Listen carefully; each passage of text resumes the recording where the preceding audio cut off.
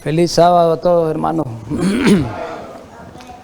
Creo que hoy es un día muy especial, ¿verdad? Además de ser sábado, pues es un día en el cual cada uno de nosotros debemos sentir esa necesidad de arrepentimiento, porque es un día de que Dios nos da más de vida y de oportunidad, porque todavía nuestro sacerdote, nuestro sumo sacerdote está intercediendo por cada uno de nosotros. Así que démosle gracias a Dios por eso también, además de esa especialidad de este día especial, del sábado. Sean bienvenidos también todos mis hermanos que nos miran allá en el extranjero, allá en los Estados Unidos, en otros lugares, a través de las plataformas televisivas, a través de los medios de YouTube, Facebook, WhatsApp y otros medios, ¿verdad? Medios radiales también. Así que tengamos un feliz sábado y ojalá hoy compartamos bien esta palabra, pues, todo para que nos sintamos llenos del Espíritu Santo en este sábado muy especial. Así que vamos a tener la bendición divina, vamos a orar primeramente para que seamos bendecidos a esta hora.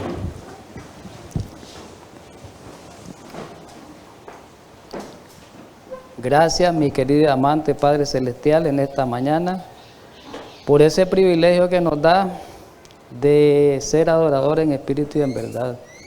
Ayúdanos en esta mañana, Señor, para que tu espíritu, a través de la lluvia que simboliza tu espíritu, seamos refrigerados por medio de su presencia. Danos ese ánimo, produce en nosotros, porque sabemos que tu palabra dice que tú produces el querer como el hacer para buena voluntad. Ayúdanos para que cada día nosotros, ¿verdad?, podamos reflejar más la imagen tuya. Ayúdanos en este sábado, pues, para que seamos colmados de tu Santo Espíritu a través de tu palabra. En Cristo Jesús. Amén.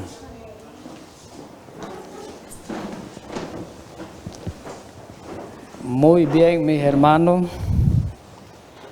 Vamos a continuar con la serie, ¿verdad?, que hemos estado estudiando, la serie escatológica del panorama profético de los eventos finales. Y el tema de hoy es el cuarto tema. Ahí está puesto, ¿verdad?, en la imagen, en la pantalla. Es el cuarto tema, y el cuarto tema pues tiene que ver con el sellamiento. Es un tema muy importante, muy solemne para estudiarlo para este tiempo, y la solemnidad reviste en que el tiempo se está terminando.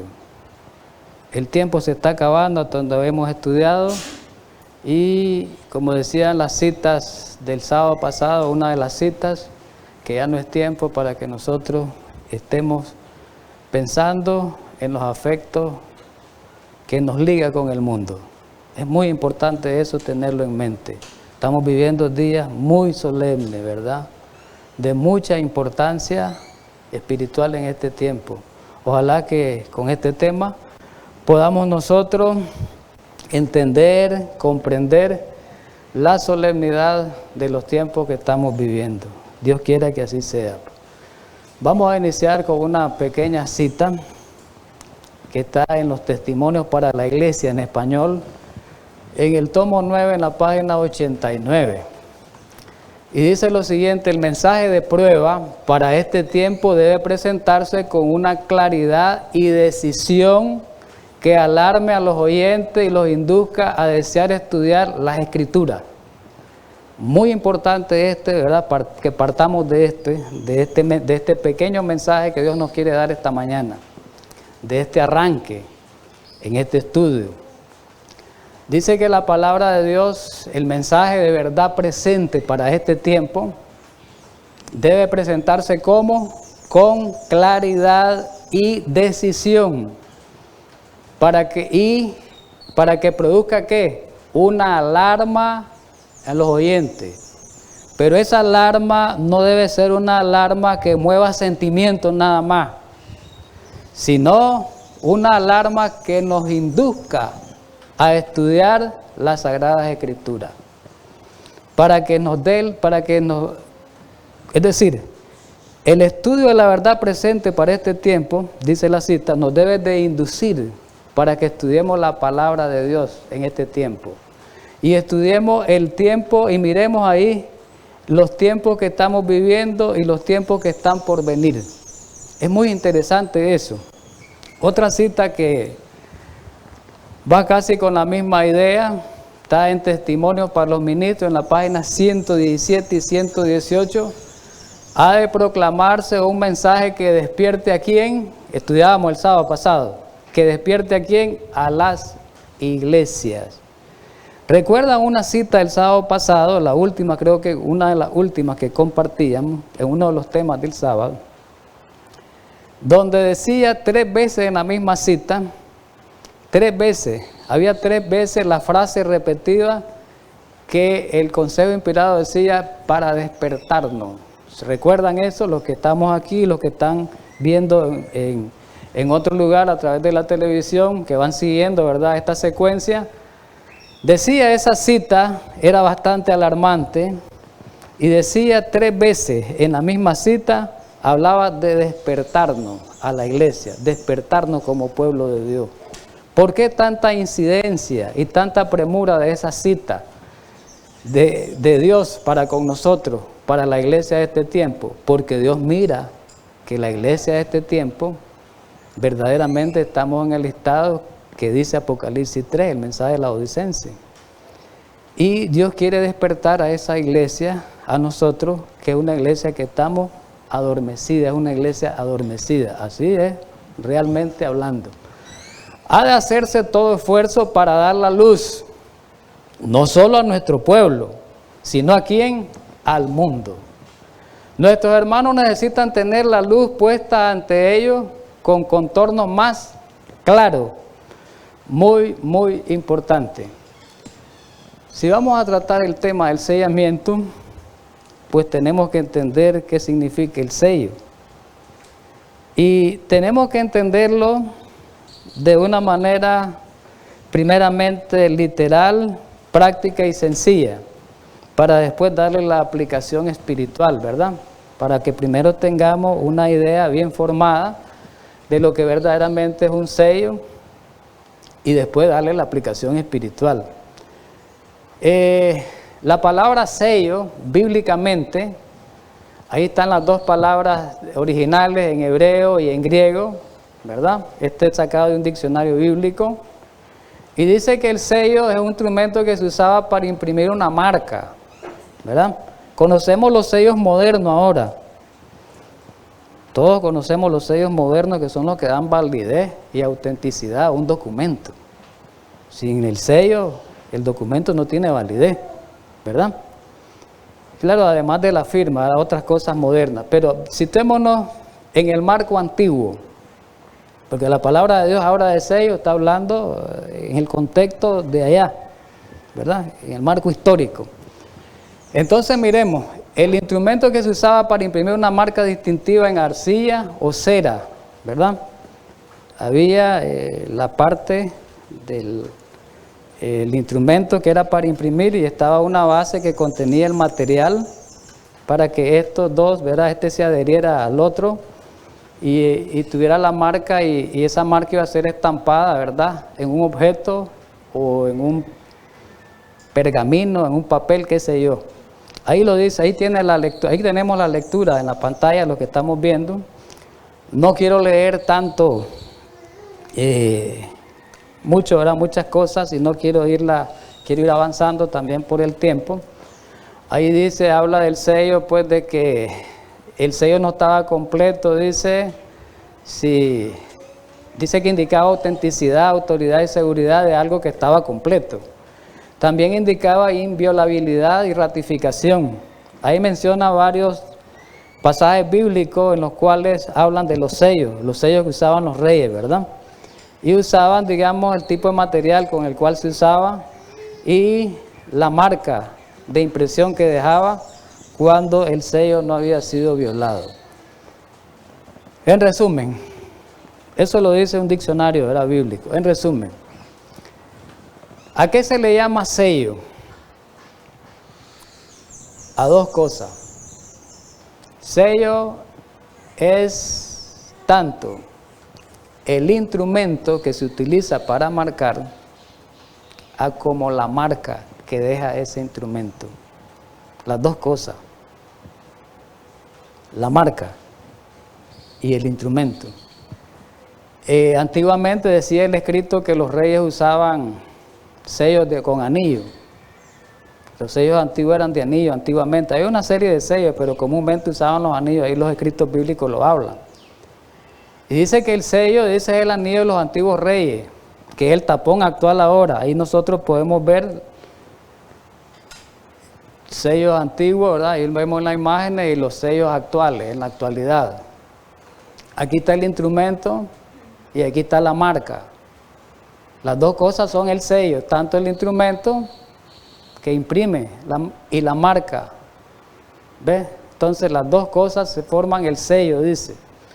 ¿Ves? Eso es muy, muy importante. Ahí aparecen algunas imágenes, ¿verdad?, de sellos antiguos. El tipo de material que se usaba para la impresión, ¿verdad? Recorrido rápido. Vamos a la parte espiritual, sí.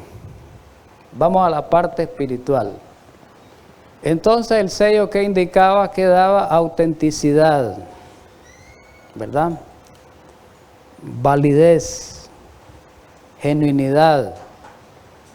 Y el dueño del sello, cuando imprimía la marca de un objeto, indicaba que ese objeto era del dueño del sello. Entonces indicaba propiedad también. Eso es muy importante para verlo en la parte espiritual. ¿Qué cosa es sellamiento? Dice que es el proceso de santidad. Vamos al sellamiento en la parte espiritual. Es el proceso de santidad invisible para los ojos humanos. Es un proceso el sellamiento. ¿Cuándo comienza? Para cada individuo, el día de su conversión. Lo vamos a ver bíblicamente. ¿Y termina cuándo? Puede ser 1, cuando termine la gracia en él. 2, puede ser cuando muere en ocasión de su muerte. O 3, si llega al tiempo final, tiempo que estamos viviendo, o al fin del juicio investigador. Hay 3 maneras que puede verse, digamos, la manera de la terminación del sellamiento. Entonces, ¿cuándo comienza el sellamiento? Cuando nosotros nos arrepentimos, cuando nosotros nos convertimos. Dice que Dios nos da esa garantía, lo vamos a ver con la Biblia por medio del Espíritu Santo. Cuando nos convertimos, cuando aceptamos a Cristo verdaderamente con un verdadero arrepentimiento, entonces inicia el proceso de sellamiento. Vamos a ver qué indica ese proceso. Lo vamos a ir viendo a lo largo del estudio. Ahí inicia el proceso de sellamiento. Y dice ahí la letra en roja, consiste el sellamiento, espiritualmente hablando, en la impresión de los principios de la ley divina en la vida de los fieles. ¿Qué es lo que va a imprimir el Espíritu Santo en la vida de los fieles? Su ley. Su ley. Y eso va a traer un resultado. Va a producir algo, ¿verdad? Que eso lo vamos a explicar más adelante. El propósito del sellamiento, entonces, ¿qué cosa es? Ya en síntesis, asegurar la eternidad. Pero esta eternidad, ¿verdad?, esta seguridad de la eternidad se puede perder cuando contristemos al Espíritu Santo. Lo dice Pablo, lo vamos a ver en los pasajes. Y tenemos que ver, si el sellamiento como un proceso, tenemos que ver que los santos de todos los tiempos han sido sellados. Es decir, el sellamiento no es un concepto nuevo que va a entrar en el tiempo final. En el tiempo final se le da un énfasis especial por la prueba que va a pasar el pueblo de Dios. Eso es, pero el sellamiento es un proceso, repito, que termina, voy a volver a repetir, cuando verdaderamente nos convertimos a Dios, y va a terminar ese proceso cuando cometemos la blasfemia del Espíritu Santo, si rechazamos persistentemente la voz de Dios y cometemos la blasfemia del Espíritu Santo, entonces se nos termina nuestro tiempo de gracia. O puede ser cuando en ocasión de la muerte, o puede ser al final, proféticamente, del juicio investigador. El propósito del sellamiento, repito, bueno, ya lo leíamos eso. Miremos algunos vocablos importantes para que entendamos bien y la relación que hay entre esos vocablos, entre señal y sello. ¿Qué cosa es señal? Ahí lo dice, ahí está la palabra señal significa bíblicamente marca, firma, confianza. Y la palabra sello, ¿qué cosa es? Es una marca de algo privado o genuinidad. Entonces, en otras palabras, sello y señal, ¿cómo son? Sinónimos. El apóstol Pablo lo expresa mejor en Romanos 4:11. Leamos Romanos 4:11, donde el apóstol Pablo relaciona el sello con la señal y por eso la palabra señal podemos tomarla como un sinónimo de sello. Dice Pablo, el apóstol Pablo en Romanos 4:11, y recibió la circuncisión como señal, como sello de la justicia de fe que tuvo estando aún incircunciso, para que fuese padre de todos los creyentes no circuncidados, a fin de que también a ellos la fe les sea contada por justicia. Ahí vemos en ese pasaje la relación que hay entre sello y señal, que es una palabra, son palabras sinónimas, ¿verdad? ¿Quién es el agente que sella? La Biblia dice que el Espíritu Santo.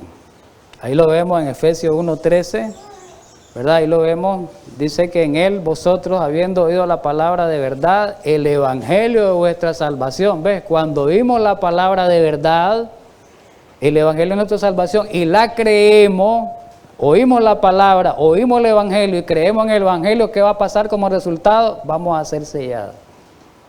¿Estamos entendiendo? Es importante esto. Recibimos el evangelio, oímos, dice que la fe viene por el oír y el oír por la palabra. Recibimos el evangelio, oímos el evangelio, creemos en el evangelio y como resultado va a traer eso que vamos a ser sellados por el Espíritu Santo.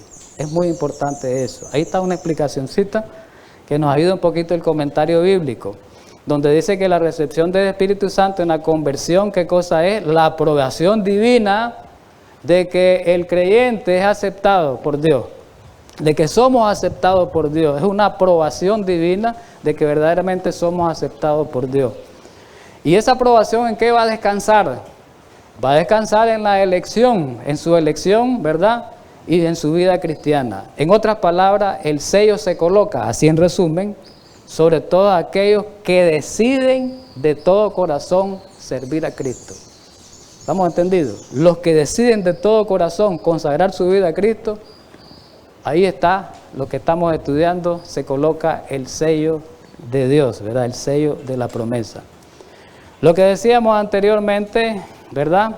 En el mismo libro de Efesios, la carta de Efesios más bien, que nosotros podemos contristar al Espíritu Santo, el sellamiento también podemos perturbar la obra de sellamiento, podemos dejar de ser sellados si nosotros contristamos al Espíritu Santo y nos apartamos de Dios.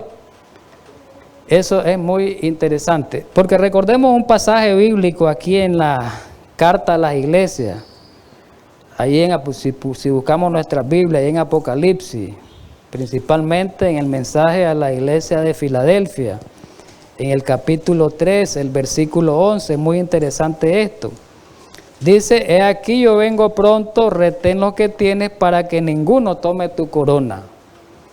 ¿Qué es lo que dice? He aquí la promesa, yo vengo pronto. Retener, hay que retener lo que tenemos para que nadie tome la corona. Entonces, si contristamos al Espíritu Santo, nosotros vamos a perder la corona de vida, dejamos de ser sellados y perdemos la corona de vida.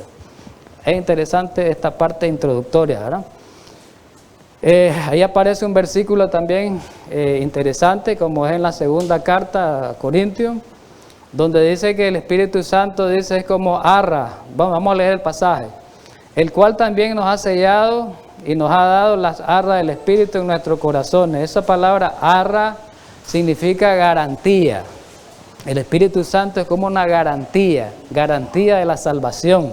Por eso dice aquí que el cristiano tiene el privilegio de experimentar la completa convicción de haber sido aceptado por Dios como su hijo, cuando se convirtió. Y como leíamos los pasajes anteriores, y de retener esa adopción a través de toda la vida, experimentando la transformación del carácter siempre, ¿verdad?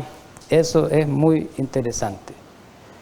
Tenemos que ver el sellamiento también con un significado de propiedad. El sellamiento puede verse como de una manera, atender su significado al contexto de propiedad. Antiguamente existía el marcado de animales, el marcado de objetos, el marcado de hombres, y ese marcado de animales, de objetos, de personas, indicaban propiedad del dueño que los marcaba, ¿verdad? Vamos a ver un pasaje bíblico, por ejemplo en Éxodo 21, en el contexto de la esclavitud, hablando Moisés, dice de que entonces su amo, ¿verdad?, al esclavo lo iba a llevar ante los jueces, dice Éxodo 21:6, y dice que ¿qué le iba a hacer? Dice, y le hará estar junto a la puerta o al poste, y su amo le iba a horadar la oreja con lesna, le iba a perforar la oreja. Esa perforación era una marca, se puede decir que era como un sello de propiedad, una marca que indicaba la propiedad del dueño, del amo. Entonces, esta es mi propiedad, esta persona, esta es mi propiedad, este objeto, pongámosle que fuera este animal, ¿verdad? Dice que se perforaba la oreja para mostrar que siempre pertenecía a su amo. Pero también lo vemos ver más claro todavía en la circuncisión. Ahí lo vemos más claro todavía. La circuncisión nosotros sabemos, ¿verdad?, que era, la circuncisión consistía en una señal externa, en el cual indicaba que la persona que se hacía esa señal pues era propiedad de Dios.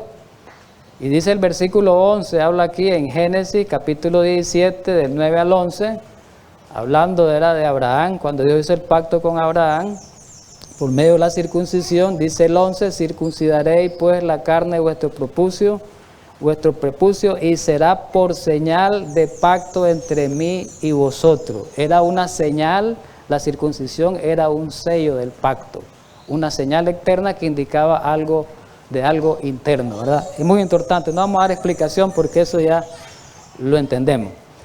Entonces, el escrito inspirado nos da una síntesis de lo que vamos viendo en cuanto a la propiedad, ¿verdad? El sello, en el contexto de propiedad, dice que el sellamiento es una garantía de Dios de perfecta seguridad para sus elegidos. Entonces, el sellamiento, ¿qué indica? Ya en resumen, que somos los elegidos de Dios. Él nos ha hecho propiedad suya. Eso significa el sellamiento. Somos los elegidos de Dios y Él nos ha hecho propiedad suya. Dios lo dijo eso con Israel. Miremos el siguiente pasaje en el Salmo 135:4. Es muy interesante esto, ¿verdad? Cómo el espíritu de profecía coincide, ¿verdad?, con la santa palabra de Dios. Dice, porque Jab ha escogido a Jacob para sí. ¿A quién? A Israel por posesión suya. Le está diciendo Dios, yo soy dueño de Israel. Israel me pertenece. Israel tiene mi marca. La marca de la circuncisión. Entendámosla de ese punto de vista. La marca del sábado puede ser. Eso lo vamos a ver más adelante. Pero no se queda ahí nomás el significado del sellamiento. No solo indica propiedad, no solo indica que somos propiedad de Dios, sino que indica protección. El sellamiento es una señal no solo de posesión, sino de protección. Miremoslo en el siguiente pasaje, que también lo conocemos bien, estos pasajes, ¿verdad? Del principio, Génesis, de la experiencia, ¿verdad?, que habla ahí de Caín, cuando cometió el pecado, Caín, allá en el principio, y dice que en el versículo 15 del capítulo 4 de Génesis, dice que Caín le respondió Jehová, dice, ciertamente cualquiera que matare a Caín, 7 veces será castigado. Entonces Jehová, ¿qué puso? un sello, una señal o un sello para que nadie tocara a Caín. Entonces, esa señal, ese sello protegió la vida de Caín, ¿verdad? Miremoslo también en el contexto allá cuando iba a salir Israel de Egipto, de la Pascua. En el capítulo 12 habla sobre ese evento. Y dice el 12, del 13 al 14, vamos a leer solamente esos pasajes. Y la sangre os será por señal en las casas donde vosotros estéis. Conocemos esa historia bastante. Y veré la sangre y pasaré de vosotros y no habrá en vosotros plaga de mortandad cuando hiera la tierra de Egipto. Entonces, la señal puesta en los dinteles de la casa iba a ser una señal, un sello de protección para que cuando pasara el ángel protegiera la vida de esas personas que estaban en esa casa. Dice que la sangre del cordero pascual rociada sobre los dinteles era una señal para eso, dice, para que el ángel destructor pasase largo de los hogares. Bien, hemos visto todas esas ideas interesantes, ¿verdad? Para que entendamos bien lo del sellamiento. Y vamos a ver ahora ya a lo que es el sellamiento en el tiempo final. Comencemos con Apocalipsis capítulo 7. En los primeros 3 versículos hablan de este evento. Después vi a 4 ángeles de pies en los 4 ángulos de la tierra, que detenían los 4 vientos de la tierra para que no soplase viento alguno sobre la tierra, ni sobre el mar, ni sobre ningún árbol. Versículo 2. Entonces había otro ángel que subía del este y tenía, dice, interesante esto, el sello del Dios vivo. Sigue el pasaje. Clamó a gran voz a los 4 ángeles que habían recibido poder para dañar la tierra y el mar. ¿Y qué dijo? Y les dijo: no dañéis la tierra, ni el mar, ni los árboles, hasta que sellemos en su frente a los siervos de nuestro Dios. Es interesante ver esta parte en Apocalipsis que habla del sello de Dios para el tiempo final.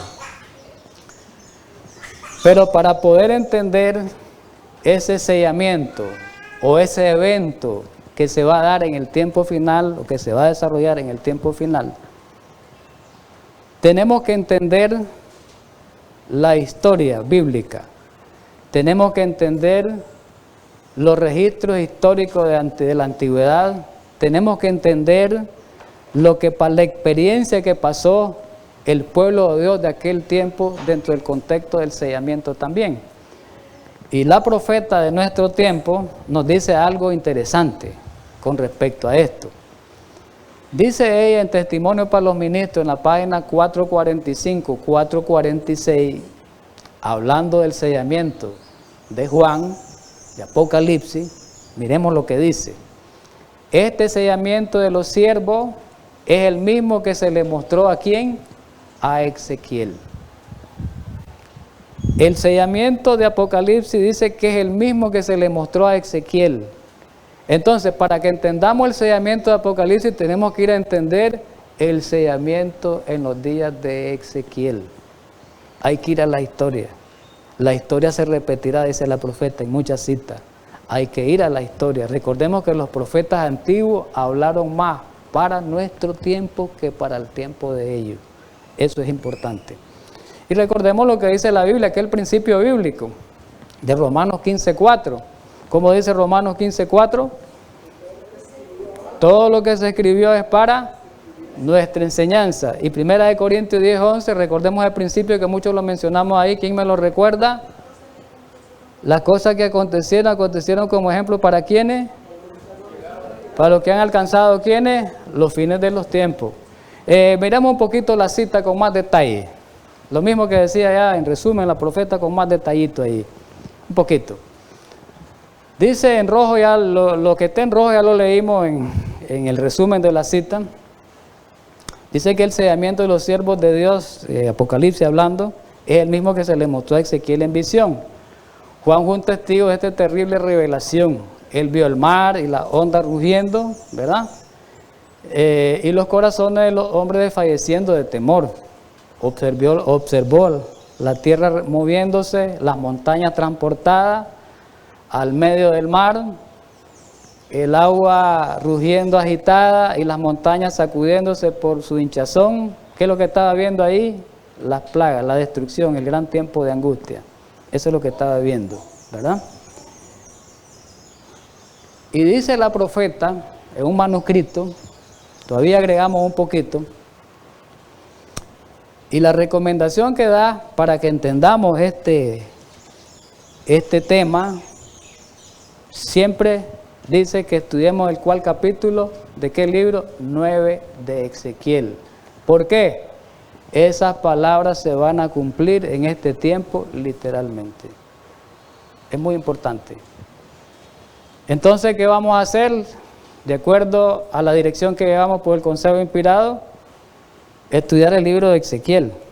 Vamos a ir a estudiar un poquito el sellamiento en Ezequiel. Pero para poder estudiar el sellamiento en Ezequiel, busquemos en nuestra Biblia, por favor, hermanos, el libro de Ezequiel, el capítulo 9. Siguiendo la voz del Consejo Inspirado, siguiendo el orden. ¿De qué está hablando? ¿De qué va a hablar el capítulo 9? Va a hablar de la visión del sellamiento. El capítulo 9 de Ezequiel tiene 11 versículos. Pero hay algo interesante de esto, que el capítulo 9 y el capítulo 8 están unidos. Tienen que estudiarse unidos, porque es la misma visión. Tenemos que retroceder al 8 para que entendamos por qué ocurre lo del 9. Es importante ver el contexto. Y en el capítulo 8 habla de las abominaciones que se estaban cometiendo en Jerusalén en los días de Ezequiel, en los días de Jeremías. Y queremos hacer un poquito rápido de historia porque no podemos hacer mucha. Recordemos algo a donde hemos estudiado en la historia. El profeta Ezequiel era el profeta del exilio allá en Babilonia. ¿Verdad que sí? O sí, eso lo hemos estudiado. El profeta del exilio en Babilonia, el que estaba animando a quienes, a los que estaban en el cautiverio, el profeta del cautiverio. Mientras Jeremías estaba allá en Jerusalén, Ezequiel estaba en Babilonia y Daniel también estaba con otro trabajo en la capital, pero digamos llevándole el mensaje al rey. En caso de Ezequiel, llevándole el mensaje para animar a la nación que estaba en cautiverio, parte de la nación que estaba en cautiverio. Pero miremos algo aquí.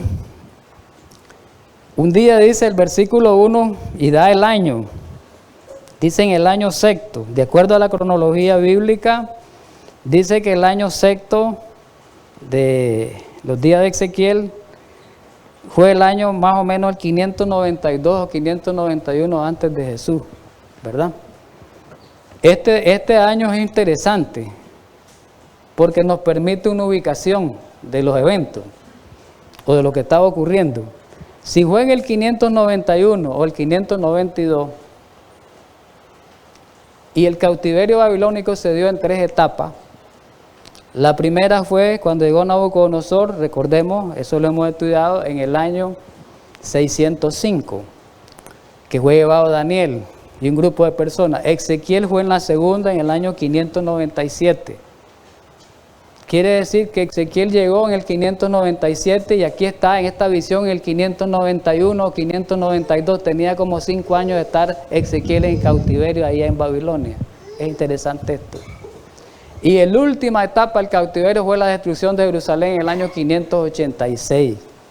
Ahora la pregunta es, ¿estas visiones de Ezequiel ya estaban en cautiverio los israelitas, los de Judá? Sí, ya estaban una parte. Pero la otra parte estaba en Israel. Estaba la otra parte, que es la que estaba causando problemas. Y estaba el mensaje de Jeremías. Y estaba de rebelde. Ya estaba Sedequías en ese tiempo, el último rey rebelde. Y Dios le dice por medio del profeta Jeremías, por medio del profeta Ezequiel, Dios le da un mensaje y le dice de que en Israel están ocurriendo muchas abominaciones y dentro del templo.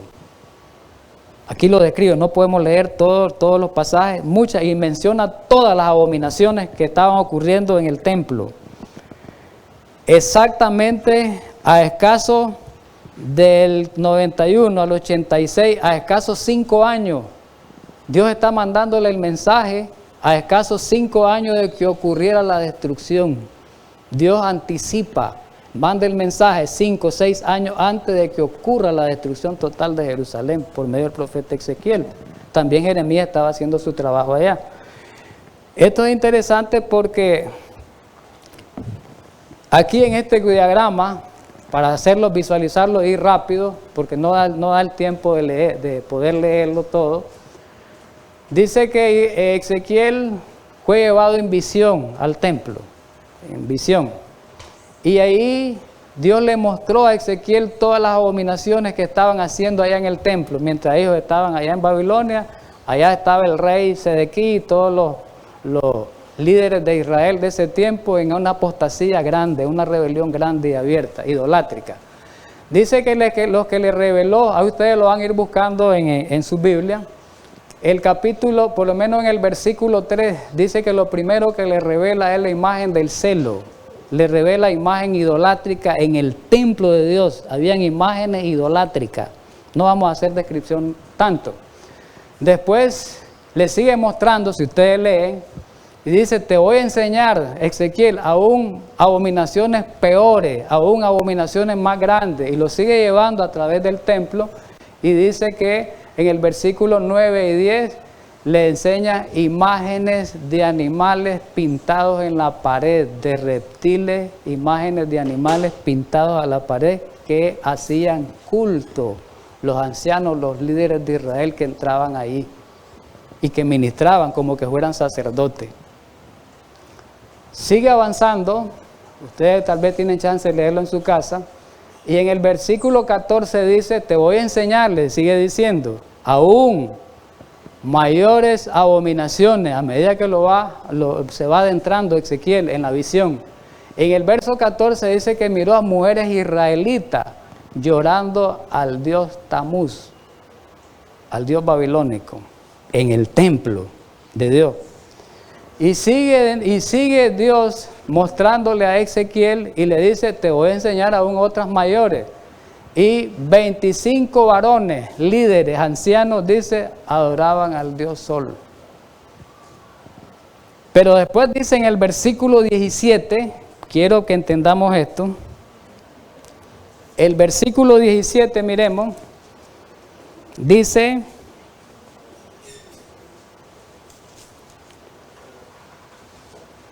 y me dijo, ¿no has visto, hijo de hombre? Pregunta. ¿Es cosa liviana para la casa de Judá hacer las abominaciones que hacen aquí?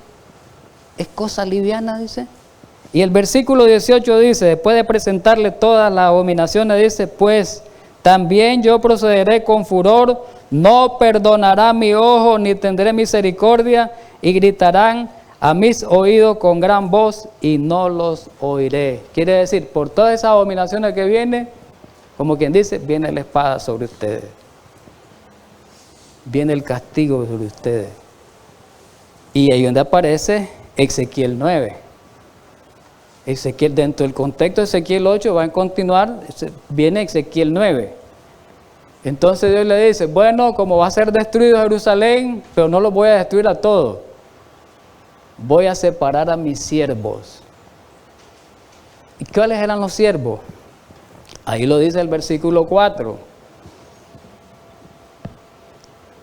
Y le dijo, pasad, voy a leer el 4, avanzando.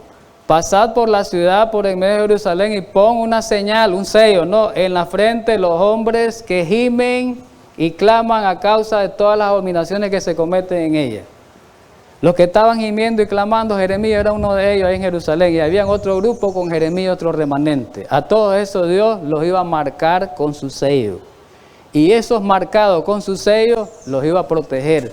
Era en ese tiempo de carácter protector. El sello tomaba un carácter protector, bueno, y de posesión también. Entonces, el que tuviera ese sello, el ángel pasaba por ahí y no los iba a matar, porque cuando llegó Nabucodonosor a esta última embestida, destruyó todo. Todo lo destruyó. Transportó gente allá a Babilonia, pero mató a la inmensa mayoría. Se cumplió la profecía literalmente. Voy a seguir avanzando.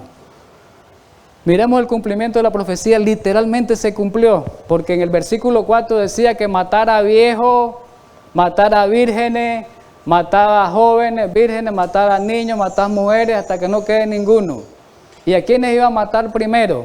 A los que estaban en el santuario haciendo esas abominaciones, que lo vimos en el capítulo 8. Los que estaban haciendo esas abominaciones en el santuario, a eso iba a matar primero. Y así ocurrió literalmente. ¿A dónde vemos el cumplimiento? En Crónica, segunda de Crónica 36, del 17 al 19. Aquí está, miren hermano, ya está el cumplimiento. Cuando llegó Nabucodonosor en la tercera etapa. Por lo cual trajo contra ellos el rey de los caldeos, Nabucodonosor, que mató a quién, a espada a quién, a los jóvenes, los que decía en Ezequiel, jóvenes. ¿A quiénes mató? ¿En la casa de dónde? En el santuario, ahí los mató ahí, sin perdonar ninguna doncella, sin perdonar ancianos, sin perdonar niños. Se cumplió literalmente la profecía, ¿verdad? El profeta Ezequiel confirma el cumplimiento de esa profecía en el capítulo 33, el versículo 21. Dice: en el año 12º de nuestro cautiverio, a los 5 del 10º mes, vino a mí un fugitivo de Jerusalén y dijo: la ciudad ha caído, dice. Miremos el cumplimiento. Ahora miremos, la profeta dijo que es el mismo. El sellamiento de Apocalipsis y Ezequiel es el mismo. Ya entendimos lo de Ezequiel, ¿verdad? El sellamiento, ¿cómo fue? Entonces aquí hay algunas cosas comparativas. ¿A quién fue puesto el sello en Ezequiel? A los que gemían y clamaban a causa de las abominaciones que se estaban cometiendo en Jerusalén y en el templo. Y en Apocalipsis, ¿a quiénes es? A los siervos de Dios. O sea, siempre se le va a poner el sello, dice, a los siervos de Dios, como decíamos en el sellamiento, a los que le sirven a Dios de todo corazón. Sobre eso pone el sello, a los obedientes, a los consagrados. Y después de sellar, tanto en Ezequiel como en Apocalipsis, después del sellamiento que viene, la destrucción. En Ezequiel vino la destrucción, llegó Nabucodonosor, y en el tiempo final va a venir la destrucción después del sellamiento, que es las 7 plagas, el gran tiempo de angustia. Es interesante que miremos todo esto. En resumen, pues, Apocalipsis 9 y Apocalipsis 7 son dos profecías de un mismo evento, ¿verdad? Pero ahora vamos a aplicaciones para nosotros. ¿Cuál es el propósito del sellamiento en este tiempo nuestro, en el tiempo final? Avancemos. El propósito, como lo mencioné anteriormente, el propósito del sellamiento allá en los días de Ezequiel era para protegerlo de la destrucción que venía, ¿no? Ese era el propósito del sellamiento en Ezequiel. El propósito aquí del sellamiento en Apocalipsis es para protegernos ¿de qué? De las plagas, de la destrucción de las plagas en este tiempo final, ¿verdad? Aplicado en el contexto, digamos, escatológico. Entonces, ¿y otro propósito cuál es? Además de protección, dice que el sello va a garantizar, esto es muy importante esto que lo meditemos, la inmutabilidad de su carácter. Son justos y seguirán siendo justos. Y se cumple lo que Jesús dice cuando sale del santuario. Y se terminó el juicio y se terminó el sellamiento. Dice Jesús, Apocalipsis 22:11, bueno, a partir de hoy, ya que quedó sellado, es justo, va a seguir siendo justo. El que es santo, ellos van a seguir siendo santos, pero el que no fue sellado va a seguir, ¿cómo? Va a seguir siendo inmundo, va a seguir siendo injusto, y hasta ahí va a llegar porque ya no hay oportunidad de salvación. Entonces, quiere decir que el sellamiento permite, porque dice que es una inmutabilidad del carácter, la prueba más grande que pasen no los va a mover. Los mantiene firmes en la roca que es Cristo Jesús, y no lo va a mover cualquier tempestad, cualquier viento de prueba que sople. En eso consiste el sellamiento. ¿Y qué es el sello de Dios? Ya Hablándolo rápidamente, resumidamente, el instrumento que se usa para sellar, ya lo dijimos anteriormente, se denomina dos cosas, dice, el instrumento que se usa para estampar una marca, lo dijimos anteriormente repasándolo, y la marca propiamente dicha. Espiritualmente, ¿cómo lo aplicamos hoy? El instrumento para sellar es la ley de Dios, la ley de Dios, pero en sentido general, pero en sentido específico es el sábado, eternamente, ¿verdad? Porque dice que el sábado pues tiene las características de un sello de la antigüedad, pero también el sello de Dios, pero también, ¿verdad? El sello de Dios dice, va a ser, digamos, el resultado de haber imprimido en el ser humano los principios de su ley, incluso el sábado, y esta impresión en el ser humano va a dar como resultado un carácter semejante al de Cristo. Eso es importante verlo. Y esta cita nos ayuda mucho. Dice esta cita que tan pronto como el pueblo de Dios sea sellado en su frente, no se trata de un sello, una marca que se pueda ver, sino que es el sellamiento, aquí lo dice, el afianzamiento de la verdad, ese es el sellamiento, tanto intelectual como espiritual, de manera que los sellados son inconmovibles. El sellamiento, ¿qué cosa es? Es el establecimiento de la verdad, y tenemos esa verdad teórica, pero en la práctica, en la vivencia, de manera que cuando venga cualquier tempestad, no nos va a mover. Y eso va a pasar en el tiempo final. Ese es el sellamiento verdadero, ¿verdad? ¿A dónde se encuentra el sello de Dios? Dice, la Biblia dice que se encuentra en su ley. Isaías 8:16, ata el testimonio, sella la ley entre mis discípulos. Principalmente dice específicamente el sábado, porque el sábado dice contiene lo que contiene un sello, lo que contenía un sello. El nombre de Jehová lo vemos en un pasaje bíblico. Miremoslo en el pasaje bíblico anterior, en Éxodo 20:11, miramos, digamos, todas las características del sello. Lo vemos porque en 6 días hizo Jehová los cielos, ¿verdad? Hizo hacer, que el nombre de Dios es Jehová, dice Jehová, ¿verdad? El nombre creador. El creador, el título y el territorio, los cielos y la tierra, ahí están concentrados en ese versículo. De manera que el sábado, lo hemos sabido, es una señal, lo dice Éxodo 31, ahí están los pasajes, que era señal, dice, entre mí y vosotros por vuestras generaciones, y el 17 dice que es señal para siempre, entre Dios y su pueblo, ¿verdad? La misma idea la tiene mucho tiempo después de Moisés. Ezequiel vuelve a repetir lo mismo, muchos años, muchos siglos después de Moisés, y dice que el sábado siempre es una señal, ¿verdad?, entre él y su pueblo. Vamos al consejo inspirado que nos dice. El sábado fue insertado en el decálogo como sello del Dios vivo, dice. Dice que el sábado, dice, fue insertado en la ley como el sello de Dios vivo. El de Apocalipsis 7, el sello del Dios vivo, ¿verdad? Y dice que el cuarto mandamiento es entre todos los 10, lo que hemos venido diciendo, que contiene tanto el nombre como el título del legislador. Y dice que tiene también, establece la autoridad de quien se dio la ley.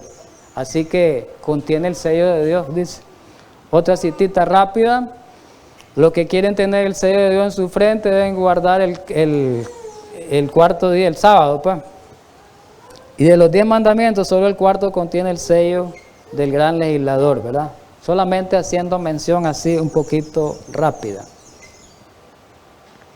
La pregunta es, ¿cuándo será sellado el pueblo de Dios en el tiempo final? Dentro del contexto de la crisis final. Porque sabemos que el sellamiento es un proceso. Pero digamos, vamos al punto, en el contexto de la crisis final. El consejo inspirado nos dice, ¿verdad? Aquí está. Dice, hace la pregunta, ¿qué estáis haciendo, hermano, en la obra de preparación? Los que se unen con el mundo reciben su molde y se preparan para la marca de la bestia. Los que desconfían de sí mismos se humillan delante de Dios y purifican su alma obedeciendo a la verdad. Son los que reciben el molde celestial y se preparan para tener el sello de Dios en su frente. ¿Cuándo? Cuando se promulgue el decreto y se estampe el sello, ¿verdad? Entonces, miremos bien esto, ¿verdad? Ahí en esa cita, otra cita que nos ayude, dice que el sello tiene que ser puesto antes de que venga la gran angustia, antes de que venga el gran tiempo de angustia, antes de que caigan las plagas, dice, para protegernos, ¿verdad? Como una señal de protección, ¿verdad? Entonces el sello se pone cuando se promulgue el decreto, ahí se estampa el sello. Pero esto, lo que viene es lo más importante. Para ser sellado hay condiciones, así como que es lo mismo que para ser salvo hay condiciones, hay requisitos. No todo el mundo vamos a quedar sellado al final, no todo el mundo cuando morimos somos sellados, quedamos con el sello. Hay condiciones que cumplir para saber quiénes son los sellados verdaderamente. Y miremos las condiciones que pone el Consejo Inspirado. Dice que el sello de Dios va a ser colocado ¿sobre quién? Sobre los que son semejantes a Cristo en carácter. Por eso el Consejo Inspirado dice que lo que nos vamos a llevar al cielo únicamente, ¿qué cosa es? Un carácter a la imagen y semejanza de Cristo. Es importante esto. ¿Qué más dice el Consejo Inspirado? Los que reflejen plenamente la imagen de Jesús, que es lo mismo que dice la cita, con otras palabras, pero es lo mismo que la anterior. ¿Y cómo dice más? Todos los que estén sin mancha delante de Dios, todos los que estemos sin mancha. Ese es un problema serio. Todos los que estén, recordemos que hoy estamos en el juicio investigador. Y ahorita está siendo pesado cada pensamiento, cada palabra nuestra, cada acción nuestra, cada intención nuestra. El proceso del sellamiento va con el juicio. El proceso del sellamiento y el juicio van en paralelo, ¿verdad? Es interesante que nosotros captemos eso. Entonces, de acuerdo a nuestro proceder, es que vamos a ser sellados o no vamos a ser sellados, ¿verdad? De acuerdo a nuestro proceder en el juicio. Pero miremos esta cita en Testimonio para los Ministros. Los que venzan, ¿quiénes van a tener el sello del Dios vivo? Dice, solo los vencedores. Recordemos que Apocalipsis habla entre las promesas que solo los vencedores son los que van a ser merecedores de las promesas que aparecen en Apocalipsis. Esta cita dice lo mismo, con otras palabras. Los que venzan al mundo, la carne y el diablo, los tres enemigos de nosotros, los tres enemigos del ser humano ahí están plasmados. ¿Quiénes son? El mundo, la carne, nuestra naturaleza caída y ¿qué más? Y el diablo. Si vencemos esos tres enemigos, vamos a recibir el sello de Dios. Si vencemos a estos tres enemigos. Pero si amamos el mundo, por eso la Biblia dice no améis al mundo, porque el que ama al mundo se vuelve enemigo de Dios. Entonces Dios no lo va a sellar al enemigo, porque no va a ser propiedad de él, no nos va a sellar a nosotros. Si nuestra naturaleza carnal, nuestras inclinaciones, nuestra tendencia que hemos heredado, hemos cultivado hacia los males, con la ayuda de Dios, no la podemos vencer, también nosotros no vamos a ser sellados. Y dice que también el diablo, pues, ¿verdad? Al final habla de él, del enemigo que hemos tenido siempre, ¿verdad? Y dice que Dios nos va a reconocer si logramos ser vencedores. Nos va a reconocer y señalar, dice, como merecedores de la protección divina en ese tiempo final, ¿verdad? Que está por acontecer en esa crisis grande. Bien, dice que también en este tiempo, recordemos que allá iban a ser sellados los que clamaban y gemían. ¿Por qué? Por las abominaciones que se cometían en el templo, como Jeremías y otros, ¿verdad? Que clamaron y gemían, ellos fueron salvos, literalmente hablando. En este tiempo va a ser lo mismo. ¿Hay abominaciones en la iglesia que se cometen? Sí hay. Hay abominaciones. ¿Quién dice que en la iglesia no hay abominaciones? Si el tiempo de Ezequiel y el tiempo de Juan es el mismo. Hay abominaciones que se cometen dentro de la iglesia. Entonces, ¿quiénes van a ser sellados? Los que claman y gimen por esas abominaciones que se están cometiendo en la iglesia remanente, en la iglesia última. ¿Y de qué manera vamos a clamar y gemir? Aquí esta cita lo dice. ¿De qué manera vamos a llorar? ¿Por qué vamos a llorar? ¿Por qué razón? ¿Por qué motivo? Lloran delante de Dios al ver la religión como despreciada. ¿A dónde? Lo que estudiábamos hoy en la mañana. ¿A dónde? En los mismos hogares de aquellos que han tenido gran luz. Gimiendo. Ese es el gemir.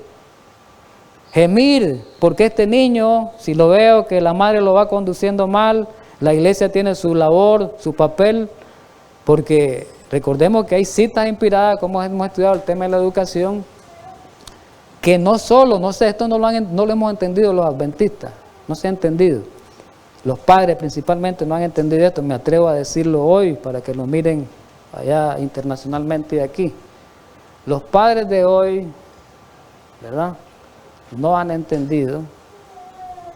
Me disculpan, yo no soy padre, pues, pero yo me atrevo a decir esto porque dice el escrito, porque alguien hasta me puede criticar aquí si vos no sos padre, pero yo me atrevo a decir lo que dice el escrito y lo que leo. ¿Hemos entendido? No por la experiencia, sino por lo que dice el escrito está, repitiendo lo que dice el escrito está. Porque me llama la atención esto que está aquí. Dice que hay personas en la iglesia que estamos preocupados, que estamos tristes por la condición de la iglesia. Nos debe entristecer, por eso hay amonestaciones y reprensiones que se tienen que hacer para ayudar. Por eso dice en el libro Consejos para Maestros, Padres y Alumnos, que deberían existir la escuela de iglesia. Y la escuela de iglesia o la iglesia iba a ayudar a los padres en la educación a sus hijos. Ese es el plan de Dios. Pero como pueblo de Dios no hemos hecho eso. Eso no se ha podido hacer como pueblo de Dios porque hay resistencia grande de parte de los padres. Me atrevo a decirlo. Hay una resistencia grande en el pueblo adventista. Y por eso el pueblo adventista estamos como estamos. Ese es el problema. Entonces, tenemos que clamar, estar preocupados por esas abominaciones que se están cometiendo. Tenemos que lamentarnos y afligirnos porque esa alma, porque en la iglesia dice hay almas con mucho orgullo. ¿Y en qué consiste el orgullo? Se ha entendido mal esa palabra orgullo. Muchas veces entendemos el orgulloso como que esa palabra que usamos aquí en nicaragüense, el fachento, el que tiene reales. El orgullo, hermano, es lo contrario a la voluntad divina. Si nosotros hacemos algo en contra de Dios, somos orgullosos, porque pongo mi yo por encima de la voluntad divina. El que no renuncia a todo lo que posee, dice, no puede ser mi discípulo. Si alguno quiere venir en pos de mí, ¿qué es lo que tenemos que hacer? Primero, negarnos a nosotros mismos. Si no nos negamos a nosotros mismos, somos orgullosos. Por ejemplo, Dios nos dice, hay que comer de esta manera, nos da la reforma pro salud, pero yo digo, no, a mí me gusta el azúcar blanca y me gusta cómo voy a beber yo azúcar negro, cómo voy a beber ese dulce negro, me va a ver fea la limonada. Ahí está mi yo, gratificando el gusto. Y por eso, esa es una abominación. A este nivel se considera una abominación, una desobediencia, una rebelión. ¿Estamos de acuerdo? Tenemos el egoísmo, la avaricia, el engaño de toda clase. El Espíritu de Dios que inspira reprensión es pisoteado. Si hablamos de estas palabras, se vuelven enemigos. Enemigo el que las dice. Como se está pisoteando la verdad, se está clamando, se está gimiendo, entonces la persona que está en el problema ya se vuelve enemigo del mensajero, del instrumento, y no se vuelve enemigo de Dios. Supuestamente, que en realidad es enemigo de Dios. Pues, vamos a concluir, podemos seguir hablando sobre eso, pero el tiempo, pues, ya vamos terminando. Los peligros, los últimos días, ¿cuánto creemos de acuerdo a lo que hemos estudiado estos días? Están sobre nosotros. ¿Cuánto creemos eso? Si nuestros hermanos estuvieran medio despiertos, mire, vuelve a repetir la palabra. Quiere decir que la iglesia no estamos despiertos, porque nos vuelve a decir ahora, si los hermanos estuviéramos medio despiertos, ¿qué más dice? Miremos la condición que miró la profeta en este tiempo. Si se dieran cuenta de la cercanía de los sucesos descritos en Apocalipsis, ¿qué pasaría con el pueblo de Dios? ¿Qué se realizaría? Una reforma en nuestra iglesia y se produciría un reavivamiento y reforma. ¿Por qué no hay reforma en la iglesia? Se menosprecia el mensaje, decíamos la semana pasada, del testigo fiel. Se menosprecia. Menospreciamos el mensaje del testigo fiel, por eso no hay reforma. Dice que se realizarían reformas en nuestras iglesias y muchos más creerían el mensaje. ¿Por qué muchos no creen el mensaje? Porque los que estamos aquí blasfemamos el nombre de Dios con el mensaje. Allá afuera lo blasfemamos, entonces la gente dice, ¿cómo voy a ir yo a esa iglesia? Y mira cómo es eso. Y mira cómo dice, habla de la reforma por salud, y mira, pero si lo miré que estaba en tal parte. ¿Y cómo habla del sábado? Y lo miré el sábado en tal parte. Y comienzan las acusaciones, blasfemando el nombre de Dios, poniendo en mal el nombre de Dios. Lo ponemos en mal el nombre de Dios. Por eso es que tenemos que estar nosotros, todo eso es abominable para Dios, hermano. La abominación no es solo el culto real, literal, de la estatua. Nosotros somos idólatras sin necesidad de estatua. Ya entendemos el concepto de idolatría, que no se reduce ni se limita solo al ídolo. Eso ya lo sabemos, que es de mente, de pensamiento. Pero la pregunta que hace la profeta, ¿qué diré? ¿Qué voy a hacer? Dice, ¿qué diré para despertar al pueblo remanente de Dios? Como dijo Dios allá en el mensaje de Ezequiel 8, ¿qué voy a hacer ya? Dice. Creo que fue Ezequiel 8, el versículo 17, cuando le mostró todas las abominaciones.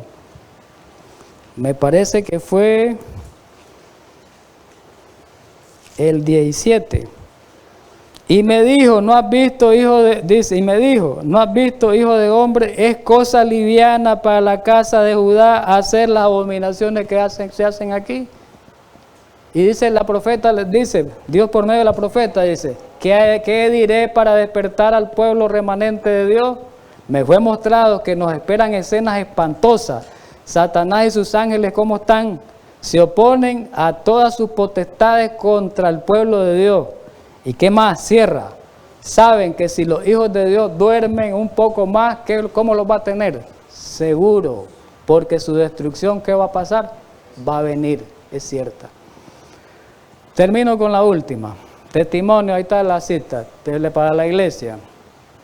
Para nosotros, hermanos, ojalá Dios quiere y nos toque en nuestro corazón para que hagamos esa reforma que plantea el Espíritu de Profecía, que plantea Dios para este tiempo. Si no manifestamos hoy, pues, vamos a irla viendo, celos para arrepentirnos, pues, digamos, si hoy no estamos dispuestos a arrepentirnos, dice, si no sentimos ese deseo de arrepentirnos, eso es lo que está diciendo la cita, estos momentos de ahora van a pasar pronto. Se dice que nos va a acabar el tiempo. Si hoy no nos estamos arrepintiendo de esas abominaciones que estamos cometiendo mucho, si no estamos tomando en cuenta los tiempos que estamos viviendo y las señales que estamos viviendo, dice que vamos a ser pesados en la balanza allá y vamos a ser hallados como falto. ¿Qué más dice? Vuestros gritos de agonía no os servirán de nada. Entonces me llamarán y no responderé.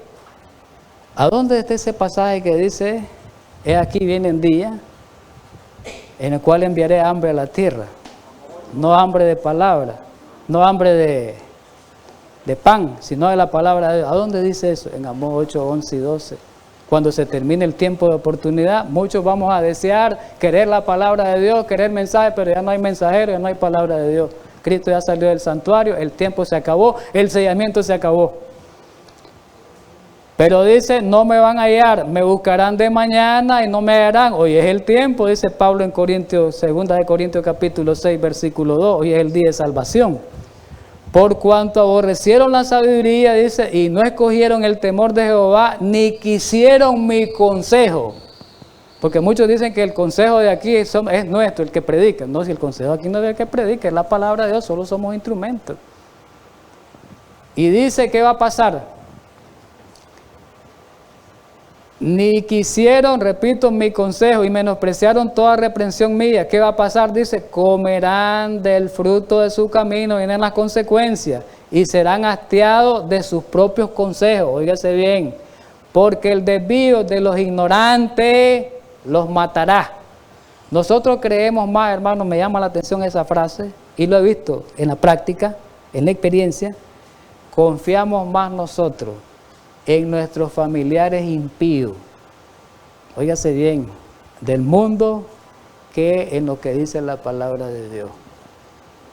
Confiamos más en el consejo allá mundano del mundo que lo que dice la palabra de Dios, que porque aquel hombre es estudiado, que porque aquel tiene plata, que porque aquel tiene razón. Confiamos más en esos consejos y no confiamos a como dice el escrito está. Menospreciamos a Dios. Sigo leyendo, esto es amplio para hablar, hermano, pero ya vamos terminando. ¿Qué va a pasar? Porque el desvío de los ignorantes los matará y la prosperidad de los necios los echará a perder.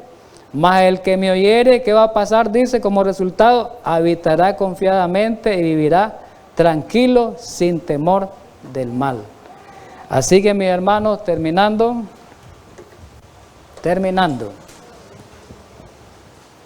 no todo está perdido. Todavía Cristo está intercediendo en el santuario celestial. Quiere decir que nosotros hoy podemos escuchar ese consejo que Dios quiere darnos a través de su palabra, a través del mensaje del testigo fiel, que es para amonestar, para reprender, exhortar a la iglesia. Y Dios la amonesta, la exhorta y la reprende porque no la quiere, es porque la quiere. Él la atrae. Pero si nosotros no hacemos caso a esas amonestaciones, a ese amor expresado por sus amonestaciones y sus reprensiones, entonces quiere decir que vamos a tener esa experiencia que habló esa última cita. Vamos a perdernos, vamos a ser hallados faltos y vamos a comer de nuestro propio fruto. Así que Dios nos ayude en esta mañana para que podamos salir de este estado de adormecimiento, de este estado de tibieza. Recuerden algo, el sellamiento de Ezequiel y Apocalipsis es el mismo en este tiempo. Hay abominaciones dentro de la iglesia como habían abominaciones en la iglesia pasada. Y hay quienes claman y gimen por esas abominaciones. Y ojalá Dios quiera que podamos nosotros atender a esos instrumentos que Dios tiene en este tiempo, que claman y gimen, para que nosotros podamos verdaderamente ser salvos y ser sellados. Y tengamos el sello del Dios vivo, que es el que nos va a proteger en la crisis final y es el que nos da hoy la autenticidad de que somos y somos propiedad de posesión de Dios y de que somos verdaderos hijos de Dios. Así que Dios quiere en esta mañana y podamos nosotros alcanzar esa experiencia. Vamos a arrodillarnos para terminar, por favor.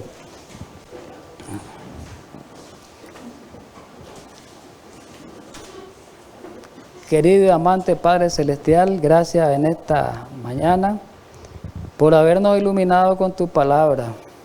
Dice que tu palabra es viva y eficaz y penetra hasta lo más íntimo de nuestro ser. Ayuda a que esa palabra haya penetrado hasta lo más íntimo de nuestro ser.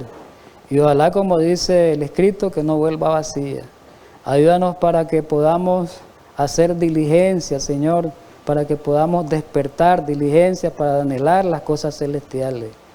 Ayúdanos para que podamos crecer en los caminos tuyos y podamos alcanzar ese sello del Dios vivo. Podamos ser alcanzados por ese sello del Dios vivo. Ayúdanos pues a esta hora, en este día especial, en Cristo Jesús. Amén.